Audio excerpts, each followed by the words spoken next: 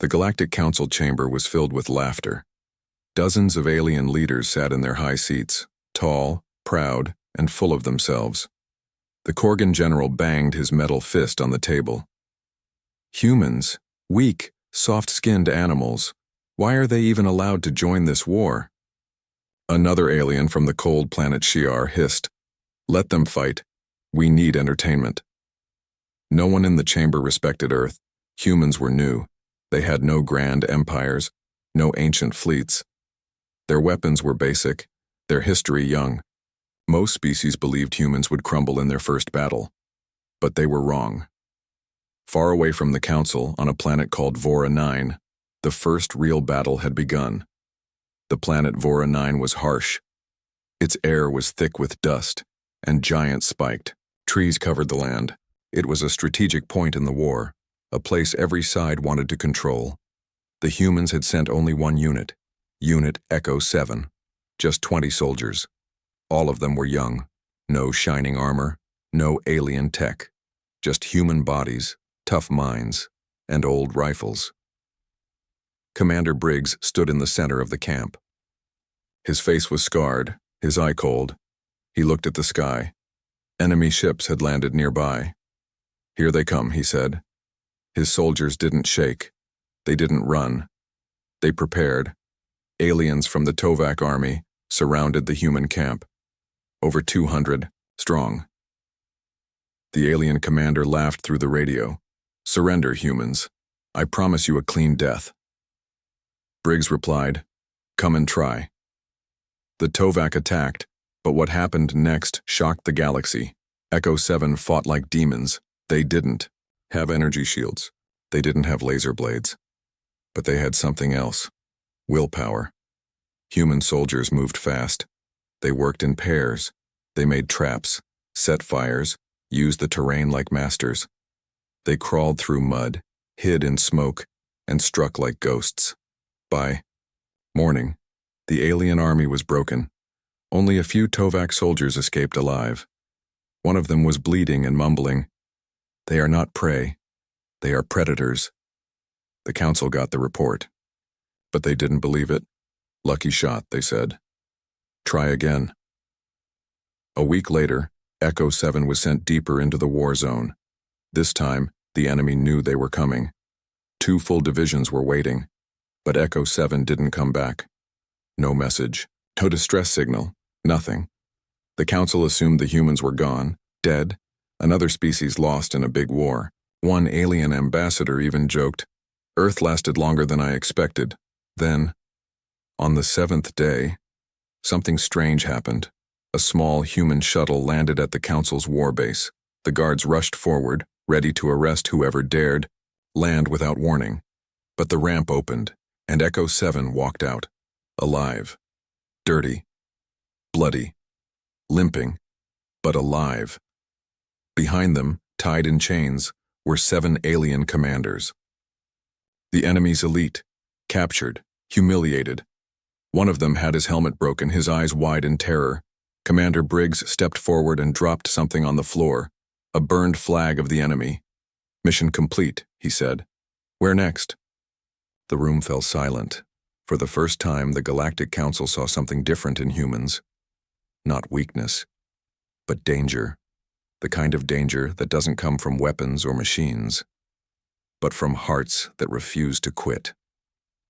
One council leader whispered, "What are they?" No one had the answer yet, but deep in their minds, fear had started. Meanwhile, back on Earth, people watched the war through shaky video feeds. Families cried. News anchors shouted. But when Echo 7 returned, everything changed. Now even Earth's enemies hesitated, and Commander Briggs, still cleaning blood from his rifle, looked at his map. He pointed to the next planet. "We go there," he said. "They think we're done. Let's prove them wrong." The war had only begun, but already the galaxy had learned one hard truth. Never underestimate a human, because when the fight gets hardest, that's when they become something else. Something terrifying, something unstoppable. And this was just the beginning, the jungle moon. Zarath 4 was dark, wet and full of strange sounds. Thick fog rolled between alien trees, and the air smelled like acid and metal. Nothing lived there peacefully, not even the animals. It was the kind of place where even monsters kept their heads low. But tonight, something worse had arrived. Humans. 12 alien scouts from the Croth Empire were sent to follow them. Their job was simple: observe the human soldiers, record their patterns, report back. The scouts were proud hunters, fast, quiet, invisible. They moved like shadows through the trees, watching from a distance as Echo 7 set up camp. The humans were laughing, eating something strange by the fire.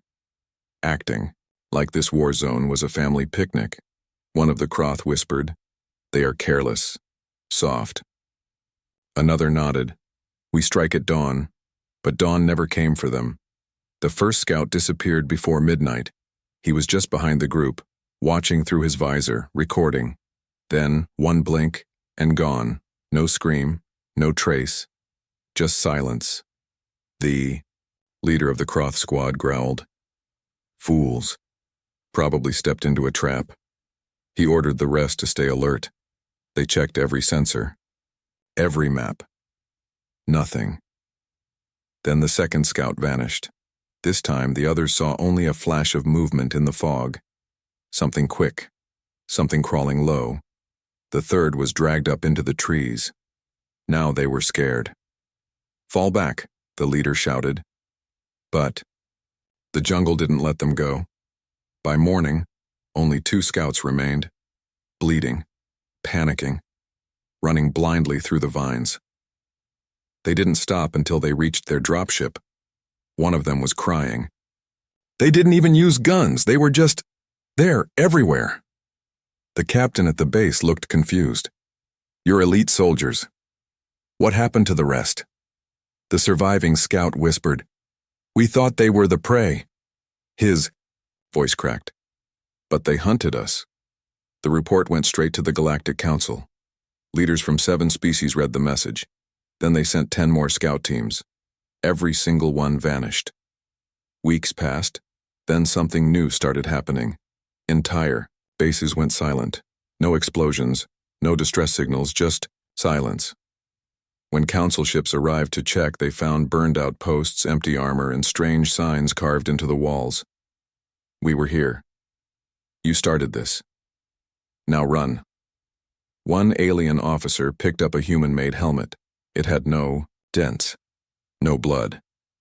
But inside it, there was a note. "We saw you watching." Fear spread like poison. The Croth Empire pulled back its fleets. The Shi'ar colonies set up double guards. Even the mighty Drell, who never retreated, moved their capital underground. Something had changed in the war. No one could explain it fully. But the message was clear. The humans had learned the jungle. They had become hunters, and they were not fighting to survive anymore. They were fighting to erase fear from their bloodline. Commander Briggs sat in the shadows of an old temple ruin on Zareth 4. He and his team watched from the trees as another alien. Patrol moved below. "Another Croth group," whispered one soldier. "Same plan?" another asked. Briggs nodded. "They think they're watching us, but they've been marked since they landed." He looked up at the dark sky. No more warnings. And just like that, another group vanished. The council debated for hours in panic. Some wanted to offer peace.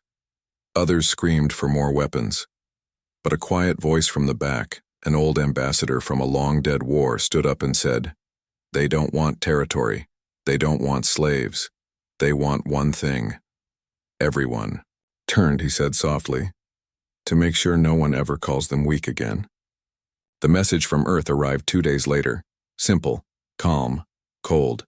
"Do not follow us. Do not send scouts. You are not the only ones who know how to vanish."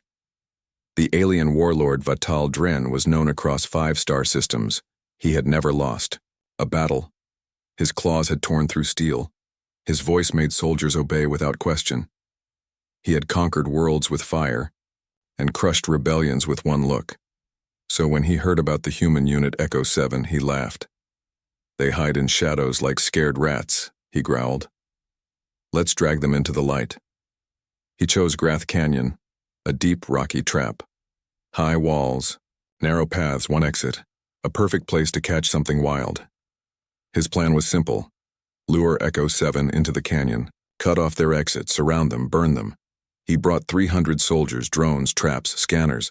There will be no escape, he promised, and Echo 7 came, just as he wanted. At first everything was quiet, too quiet. The human unit moved into the canyon without fear. No backup, no air support. Warlord Vatal waited on the ridge above, smiling. They walked straight into death, but death did not come. Not for the humans. An hour passed, then the first alien soldier screamed. The warlord turned. His rear guard had vanished. Only a single helmet remained, with blood dripping from it. The scanners detected nothing, but the shadows felt alive. Another scream, this time from above. A soldier had been pulled from the ledge and thrown down like trash. The rest opened fire, but hit nothing. No movement. No targets. Where are they?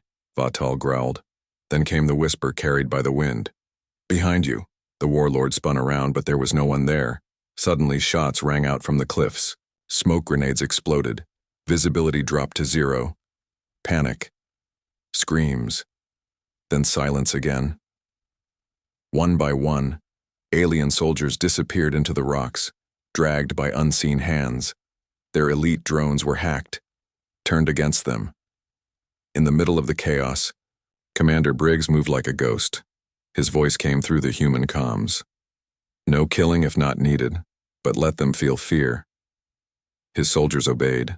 They used old tactics, jungle traps, fake signals, hunting patterns, no loud attacks, just slow, terrifying pressure. By the third hour, Vatal's 300 troops had fallen to just 20. He stood alone now, breathing hard, face cut, pride broken. His armor was scorched, his claws were shaking. "Come out," he shouted into the rocks. "Face me." No one answered. Just the soft sound of boots on stone. He turned and saw a human soldier standing right behind him, young, calm, holding a knife. The soldier said, "We don't run." Vatal raised his weapon, but the knife was already at his throat. Later, a council ship arrived to retrieve him. They found the warlord tied to a rock surrounded by human footprints. There was a message scratched into the canyon wall. "You thought you were the hunter. You were wrong."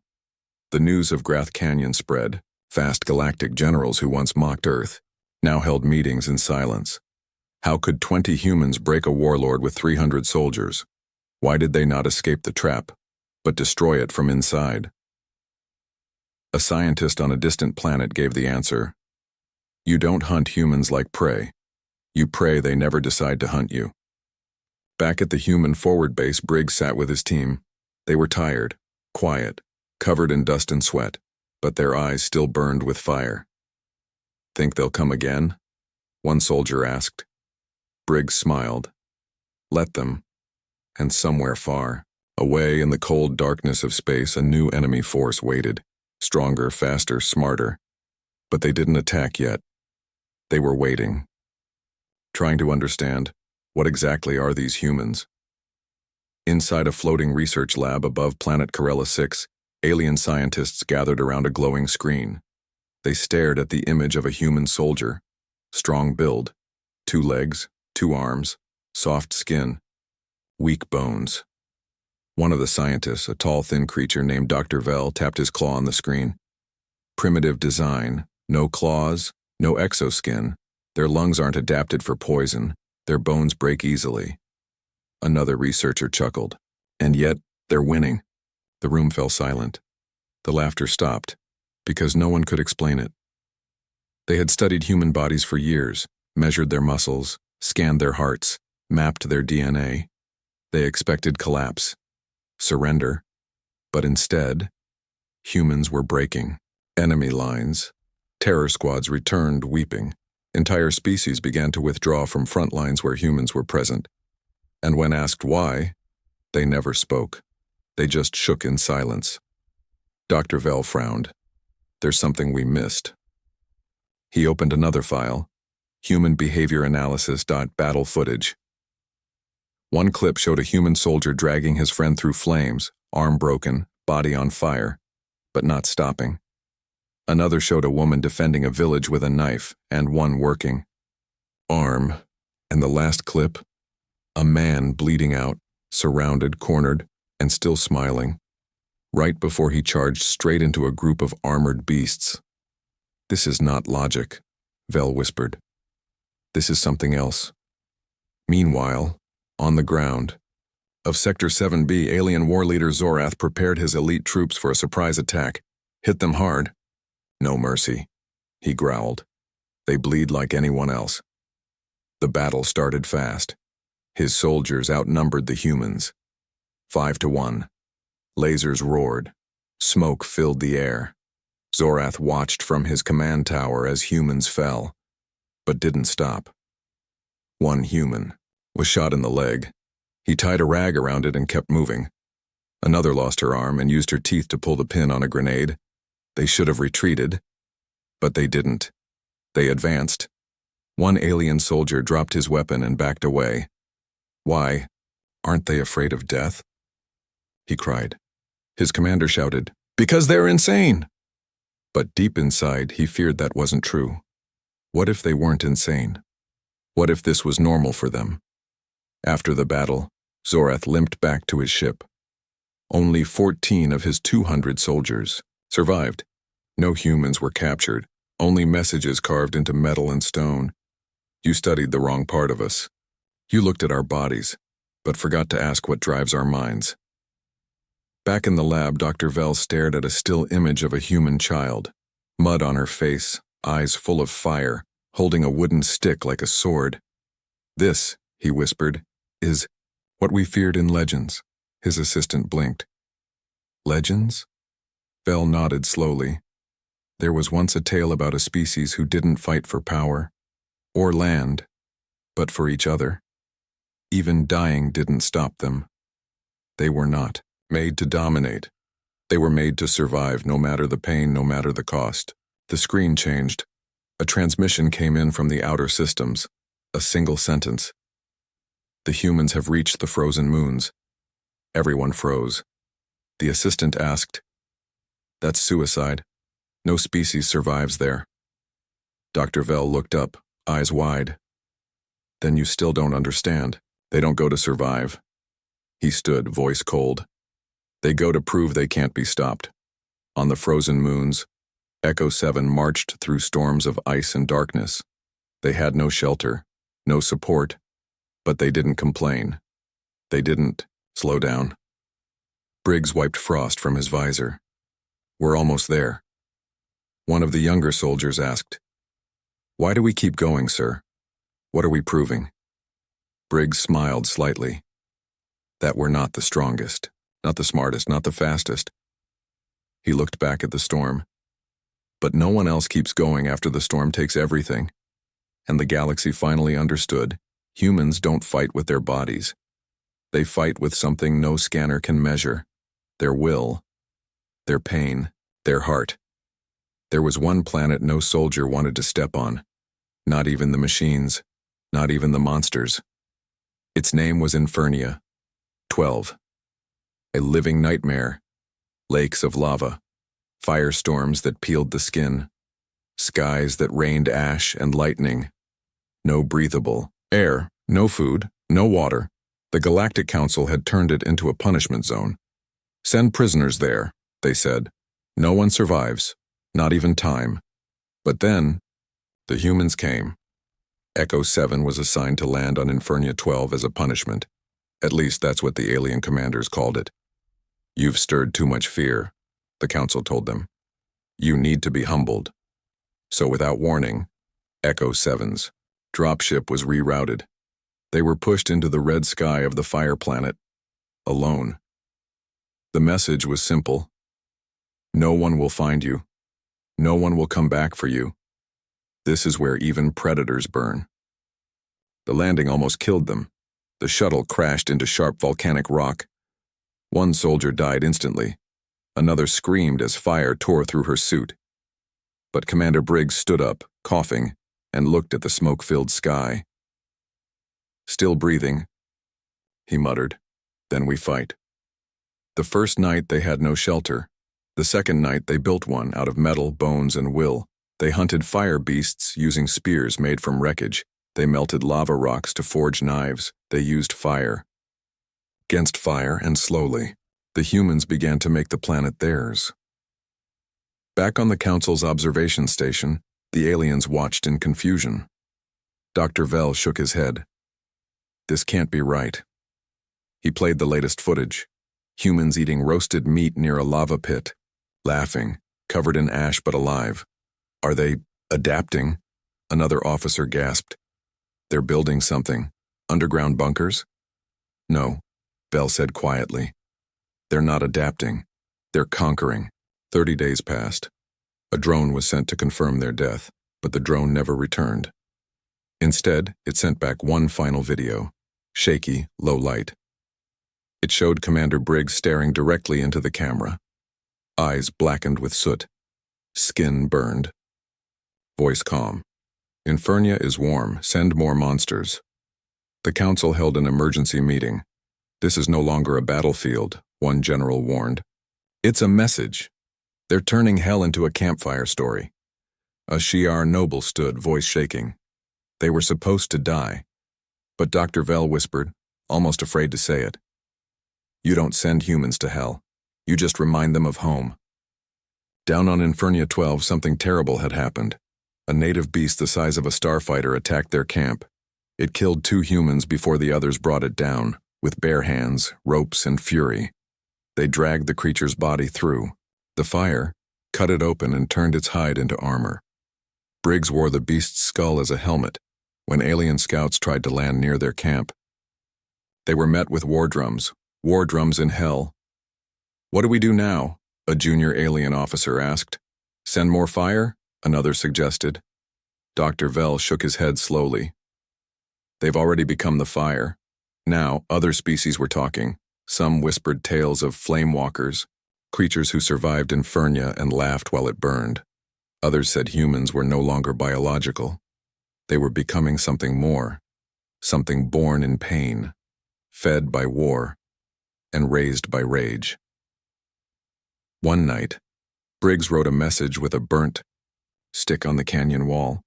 You wanted to humble us. You only made us stronger. He stared at the stars above the firestorm. His voice was rough but steady. They'll remember Infernia, won't they? A soldier nearby nodded. Yeah, but not as the place where we died. Briggs smiled. As the place we started changing. The Council cut the feed. No more broadcasts from Infernia. No more drone missions. And behind locked doors, the Council finally whispered the question no one dared say aloud. What happens when the fire doesn't kill them? The answer? Then they become the fire.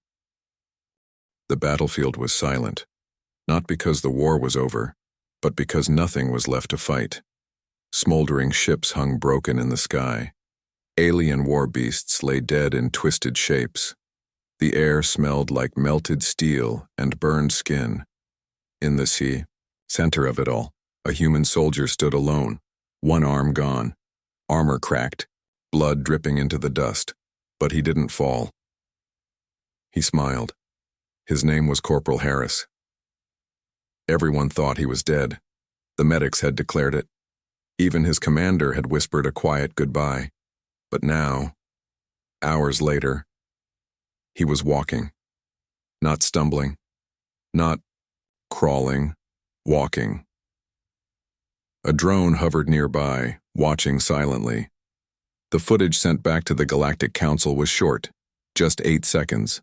Harris stood tall, lit by fire and ruin. He looked straight at the drone. And then, he waved. Council members stared at the video in horror. He was hit by 3 plasma blasts, one scientist said. His heart stopped, another added. Dr. Vell sat in the corner, eyes wide with fear. He died, he whispered. But something made him come back. Across the war zones, alien medics began to notice strange things. Human soldiers who should have died on the table got up the next day. One had a shattered spine. Another lost both legs, but somehow they kept fighting. They tied themselves to trees. They strapped rifles to stumps. They smiled with blood in their mouths. One nurse from the grassy fleet refused to work near human camps anymore. They talk to death, she said, shaking. They tell it to wait. On planet Rostor, during a rescue mission, an alien commander named Velgor led his troops into a collapsed bunker. They found it quiet. Too quiet. And then, from the rubble, a voice. Faint. Human. Is that all you got? They dug through rocks and metal expecting a broken body. Instead, they found Sergeant Liu buried alive for 2 days. His face was bruised, his eyes swollen shut, but he was still breathing. Still alive. Velgor stared in disbelief. Why didn't you give up? Liu smiled through blood. Because I haven't said goodbye yet. The word spread fast, across galaxies, across species. Humans were dying and coming back. Not like machines, not like zombies, but like something, determined, like their will was louder than death itself. On the 9th moon of Veltraz, a battle was lost. A group of alien soldiers waited to be executed by humans. They waited for pain, but the humans didn't speak. They didn't yell.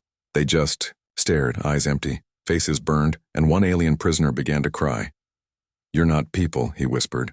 You're ghosts. You're war spirits. Back on Earth, a reporter asked Commander Briggs during a rare interview, why do your men survive things that kill everyone else? Briggs looked down at his hands, scarred, burned, trembling. Then he answered, because we've already buried the fear. And once you bury fear, death gets smaller too. At the Council's inner chambers, panic had replaced pride. They brought in ancient war historians, old battlefield legends, even spiritual guides. How do we fight an enemy who doesn't fear death? They asked. The room was silent. Then one old Drell warrior stood and spoke. You don't. You run. Because when the soul doesn't kneel, the body refuses to fall. On the outer edge of the war zone, a young alien recruit found a burned journal near a ruined camp. It belonged to a human soldier named Vera. Inside it, one line was written again and again. If I die, tell them I smiled. That night, the recruit dreamed of fire, of footsteps that didn't stop, and of voices that whispered through broken walls. We don't rest. We don't retreat. We don't let death finish the story. And from that day forward, aliens started, leaving human bodies untouched on the battlefield. Not out of respect, but out of fear. Because sometimes those bodies got back up. And when they did, something else stood with them. Something death couldn't touch. It was supposed to be the final battle. 100 alien fleets, thousands of war beasts, weapons that could erase moons. The Galactic Council called it Operation Endlight. Their goal was clear: break humanity, end Earth's rise, prove once and for all that humans were just lucky animals, nothing more. They picked planet Nyrex, a place full of storms and cliffs, as the final battleground. The sky was red. Lightning cracked non-stop. Ash fell like snow. And waiting in the center of it all were the humans. Only 400 of them. Tired. Scarred. Outnumbered 100 to 1. But not one of them stepped back. Commander Briggs stood at the front, holding a rusted flagpole with a torn Earth flag. His voice was calm.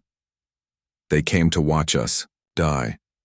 So we'll show them how humans die on their feet. The enemy came like a wave. Ships blacked out the sky. Tanks rumbled. War beasts screamed. And then, silence. Because the humans didn't fire first. They waited. They watched. They let fear do half the work, and then Echo 7 moved, not back. Forward. Through smoke. Through fire. Through death itself. One soldier was hit. He used his own chest to shield a younger one. Another ran into a fire pit just to pull out an injured friend. They didn't fight for glory. They didn't fight for medals. They fought for each other, and the galaxy watched in silence. A Drell sniper known for his kill count dropped his weapon mid-fight. He whispered, "They're not soldiers. They're something older, something truer." His captain shouted, "Fight!" But he just shook his head. "I've seen death. But this is what made death scared. The war didn't end with a bomb. It didn't end with a treaty. It ended with a moment. A single quiet moment. On the field of ashes, only a few humans remained standing, wounded, coughing, holding each other up. The Council's lead general, a massive creature called Lord Zarn, stepped onto the battlefield. He looked at them. Then at his broken armies. Then, to everyone's shock, he bent his knee. "We do not kneel to weakness," he said. "But today, we kneel to the fire that refused to die." In that moment, across the galaxy, things changed. Earth was no longer the new world. Humans were no longer the soft species. They became something more. In alien schools, children now read about the Echo 7 doctrine. In war books, soldiers study human resilience like sacred text. And in whispers, across taverns and temples, a new name rose for the human race, the Apex. Not because of their weapons, not because of their numbers, but because they never stopped walking, even when their legs broke. Years later, at a peace ceremony, a small alien girl stood beside her father, watching human soldiers walk past in silence. She tugged his arm and asked softly, "Father, are they monsters?" He looked at the humans, their faces worn, eyes filled with pain but glowing with something deeper. He smiled gently. "No, little one. They are what monsters fear." And far away, on a quiet hill under Earth's sky, Commander Briggs sat alone. His hands were shaking. His hair had turned gray. He looked out over the fields, green, peaceful, alive. He closed his eyes and whispered, "They tried to break us, but they only sharpened the blade."